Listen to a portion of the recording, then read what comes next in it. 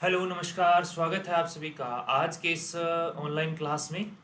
मैं आर के बिश्नोई और आज हमने चर्चा करेंगे क्लास 12th के chapter number 2 electric potential and capacitance, यानी कि विद्युत विभव एवं धारिता के बारे में चर्चा करेंगे। इसके अंदर से जितने भी आपके बोर्ड लेवल के बोर्ड लेवल के जो एमसीक्यू बन सकते हैं, प्लस में इस चैप्टर से आपके जो भी सेकंड ग्रेड के साथी हैं या थर्ड ग्रेड की तैयारी कर रहे हैं उनके लिए भी कुछ क्वेश्चन जो है वो इम्पोर्टेंट रहने वाले हैं। तो वो भी इस वीडियो को लास्ट तक देख सकते हैं। जो सेकंड ग्रेड की तैयारी कर रहे हैं और बायो बैकग्राउंड से जो अपना बेसिक स्ट्रॉन्ग करना चाहते हैं या बेसिक में से क्वेश्चन अटेम्प्ट करना चाहते हैं, वो इस वीडियो को लास्ट तक जरूर देखें, ताकि उनको थोड़ा कॉन्फिडेंस आएगा ये क्वेश्चन करेंगे तो, क्योंकि इसमें लेवल ज़्यादा नहीं है। ट्वेल्थ वालों के लिए अच्छा लेवल है, क्योंकि ट्वेल्थ क्लास में इससे ज़्यादा लेवल के क्वेश्चन नहीं पूछे जाते हैं। बेसिकली इजी से क्वेश्चन आते हैं, इजी का मतलब नॉर्मल लेवल की। तो शुरू करते हैं। पहला है the SI unit of electric potential, यानी विद्युत विभव की एसआई इकाई क्या है। यानी इसके अंदर मात्रक पूछ रखा है, यूनिट पूछ रखा है। क्या वोल्ट होता है, न्यूटन होता है, जूल होता है या कूलम होता है। तो इसका जो सही आंसर होगा, पहले मैं बात करूं फॉर्मूले की, तो V इक्वल होता है W/Q, यानी कि V विभवांतर या विभव है, W किया गया कार्य है और Q आपका आवेश है। तो इसको जूल पर कूलम भी लिखते हैं या इसको लिखा जाता है वोल्ट से। इससे लिखेंगे वोल्ट से, ठीक है। और इसकी अगर विमा की बात की जाए तो कार्य की विमा और जो आवेश की विमा, इससे V की विमा निकल जाएगी। V की विमा बनेगी, कार्य की विमा होती है M1 L2 T-2 और गुलाम की होती है A1 और T1। क्योंकि ये डिवाइड में था तो ऊपर गया तो मैंने डायरेक्ट इसको माइनस में लिख दिया है। तो इसका ओवरऑल अगर आप सॉल्व आउट करते हैं तो आपको जो फॉर्मूला मिलने वाला है यहाँ से वो क्या मिलेगा साथियों, आपको मिलेगा M1 L2 T-3 और A-1। ये आपके विभव जो है, विभव विद्युत विभव, उसकी विद्युत विभव या विभवांतर, विभव या विभवांतर की विभव है। ओके, ये आपका फर्स्ट क्वेश्चन हो गया। सेकंड है work done in moving a unit positive charge from infinity to a point in electric field is called, यानी एकात्मक धन आवेश को अनंत से किसी बिंदु तक लाने में किया गया कार्य क्या कहलाता है। अब ये आपके विद्युत विभवांतर और विभव में से ही होगा, क्षेत्र नहीं होगा, धारिता नहीं होगी, इन दोनों में से क्या है। इसको याद रखने का सिंपल सा मेथड है कि आपके ये इलेक्ट्रिक फील्ड हो गया, ये कोई चार्ज पहले से रखा हुआ है, आप अनंत से इन्फिनाइट से किसी चार्ज को प्लेस कर रहे हैं, इसके इनसाइड कोई पॉइंट ए है, अंदर कोई बिंदु ए है, उस तक इस आवेश को लेके जा रहे हैं। तो किया गया जो कार्य है वो क्या होगा, वो विभव होगा। विभव यानी पोटेंशियल होगा। अगर आप इसके अंदर ही एक बिंदु से दूसरे बिंदु तक काउंट कर रहे हैं तो वो आपका विभवांतर होगा।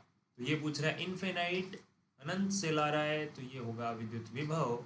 ऑप्शन नंबर बी आपका सही आंसर हो जाएगा। चलते हैं नेक्स्ट स्लाइड पे। यहाँ पे देखिए ये क्वेश्चन है, इनके ऑप्शन नहीं दिए, ये फॉर्मूले आपसे पूछ रखे हैं। Potential due to a point charge at distance R, यानी दूरी आर पर बिंदु आवेश के कारण कितना विभव होगा। तो बिंदु आवेश के कारण जो विभव होगा वो V बराबर KQ/R होगा। क्या होगा, KQ/R होगा। क्लियर है।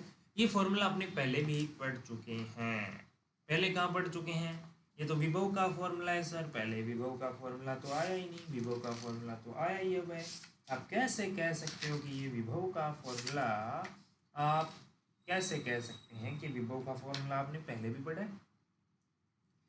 विभव का फॉर्मूला आपने पहले भी पढ़ा है, ये कैसे कह सकते हो। तो ऐसा ही फॉर्मूला आपने विद्युत क्षेत्र के लिए पढ़ा था। किसके लिए पढ़ा था, विद्युत क्षेत्र के लिए पढ़ा था। तो विद्युत क्षेत्र ज्ञात कर रहे थे ना बिंदु आवेश के कारण, तो वो KQ/R² आया था। बस इतना सा अंतर था, वही मैं आपको बताना चाहता हूँ कि आप उसको भी थोड़ा सा साथ साथ में रिवाइज कर लें और करके E जो है वो होता है KQ/R²। KQ/R²। कई बार इनकी निर्भरता पूछ लेते हैं। E की निर्भरता है 1/R² और इसकी निर्भरता है 1/R। ठीक है, ओके। अगर अगला क्वेश्चन है, त्रिज्या r के एक पृथक गोलीय चालक की धारिता क्या होगी?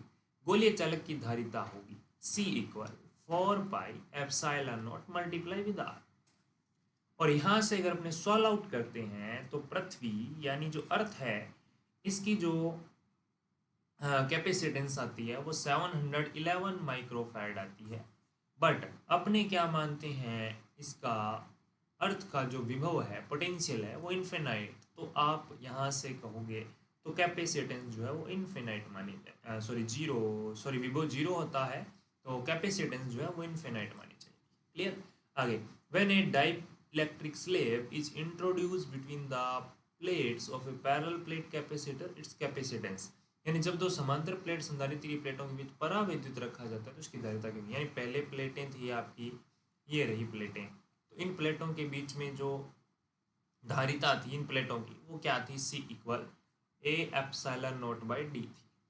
ठीक है, A ε0/d। यहाँ से एक क्वेश्चन और भी बन सकता है कि ये किस किस पे निर्भर कर रही है? तो निर्भर प्लेटों के क्षेत्रफल पर निर्भर कर रही है, प्रकृति पर निर्भर कर रही है, और ये किस पे निर्भर कर रही है? डी पे निर्भर कर रही है। प्रकृति किसकी? इन दोनों के बीच में क्या बराबर, और एप्सिलॉन और डी इन दोनों के बीच की दूरी टी पे निर्भर करती है।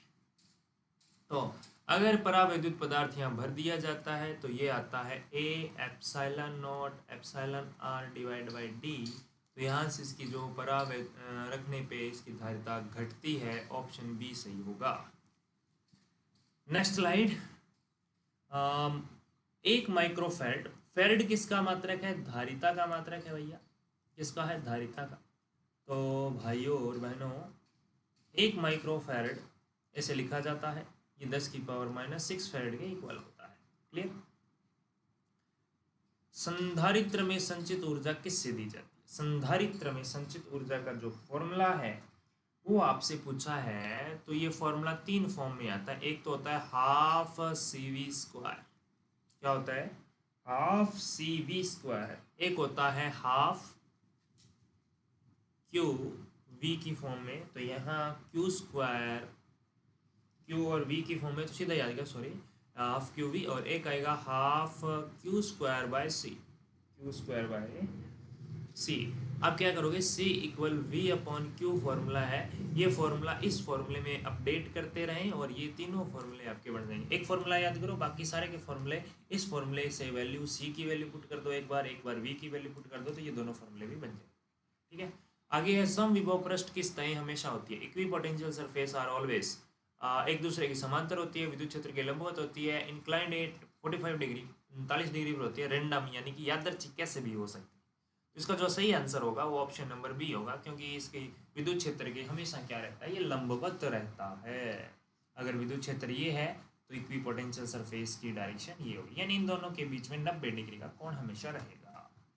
ओके, लेट्स नाउ नेक्स्ट है धारिता का आयामी सूत्र। आयामी होता है विमीय सूत्र बोलते हैं इसको, विमीय सूत्र। तो धारिता क्या होती है? कैपेसिटेंस क्या होता है? C इक्वल Q/V होता है। तो Q की विमा होती है A1T1 डिवाइडेड बाय आपकी पोटेंशियल की क्या होती है? अभी अपने फाइंड की थी M1 L2 T-3 और A-1 था। अब इसको अगर आप सॉल्व आउट करते हो तो ये बनेगा M1 L2 T4, क्योंकि ये माइनस है ऊपर जाके प्लस हो जाएगा। ओके, गलती कर दी ना भैया सर, आपने तो गड़बड़ घोटाला कर दिया। यहाँ गड़बड़ घोटाला नहीं, अरे अरे अरे अरे क्या हो रहा है? चलो चलो चलो, कोई बात नहीं, अब तो मिट गया, सारा मिटा देते हैं, दोबारा लिख देंगे, क्या फर्क पड़ता है। चलो, A1T1 नीचे आ गया आपके पास में M1 L2 T-3 और A की पावर -1 इक्वल M की पावर -1 L की पावर -2 T की पावर 3 पर जाके प्लस की हो जाएगी 3, और एक वो है तो T की पावर 4 और A की पावर हो जाएगी 2। तो ये इसका डायमेंशनल फॉर्मूला बन जाएगा। क्या बन जाएगा भैया? देखो वापिस से देखो फॉर्मूला क्या है, बड़ी गौर से देखो इसको। M1 M-1 L-2 T4 A2, ये आपका डायमेंशनल फॉर्मूला बनेगा। ओके, नेक्स्ट देखो, इम्पोर्टेंट है, कोई दिक्कत वाली बात नहीं है, अच्छा प्रश्न है, ऐसा आ सकता है। तो 5 न्यूटन पर कूलम के एक समान विद्युत क्षेत्र में 1 मीटर की दूरी पर दो बिंदुओं के बीच विभवांतर कितना होगा? The potential difference between 2 points separated by 1 metre in a unit electric field of 5 newton per coulomb. तो इलेक्ट्रिक फील्ड E होता है, पोटेंशियल V होता है, डिस्टेंस R होती है, तो इनमें रिलेशन होता है E इक्वल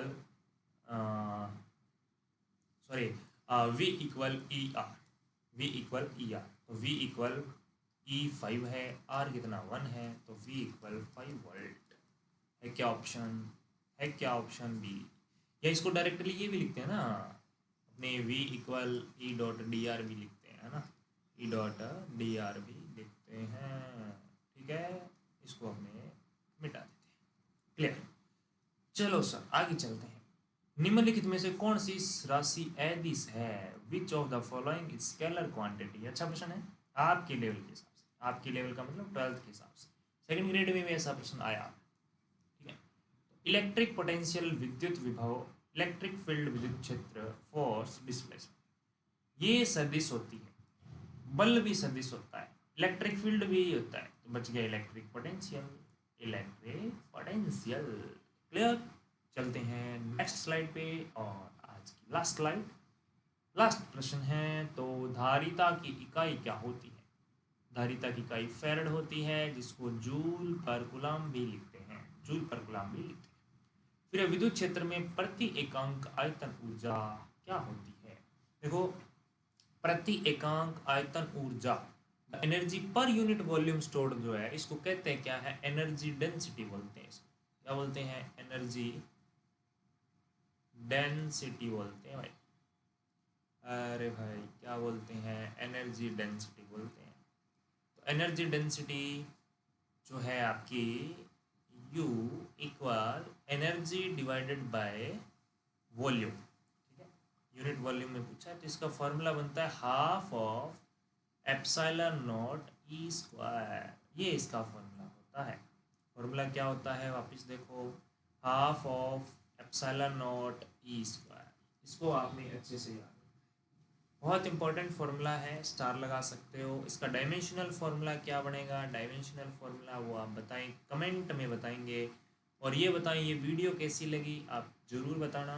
और अगला जो वीडियो है वो अब सीक्वेंस से ही चलेगा ऑलमोस्ट, तो लेकिन अगर आप चाहते हैं तो अपने किसी और चैप्टर पे भी ला सकते हैं, वो आप कमेंट में लिख सकते हैं। और कमेंट में ये भी बता सकते हैं कि आपका कौन सा टॉपिक है जो सबसे वीक है, वो भी अपने यहाँ पर करने की कोशिश करेंगे। कोशिश का मतलब समय निकालेंगे। एक बार तो एमसीक्यूज चल रही हैं, एमसीक्यूज के बाद में जो बोर्ड के स्टूडेंट हैं उनके लिए स्पेशल एक सीरीज आएगी, जिसमें हर चैप्टर से टॉप 20 क्वेश्चन ढूंढ के दिए जाएंगे। हर चैप्टर में से टॉप 20 क्वेश्चन आपको मिलेंगे। क्लियर है? तो बाकी चीज़ें बाद में बात करेंगे, अगली वीडियो में डिस्कस करेंगे। अगर आज इशारा कर देंगे तो बाद में क्या करेंगे? ठीक है, तो मिलते हैं नई क्लास में, नई वीडियो में, नए टॉपिक के साथ। तब तक के लिए bye bye, take care, thank you, Jai Hind, जय भारत।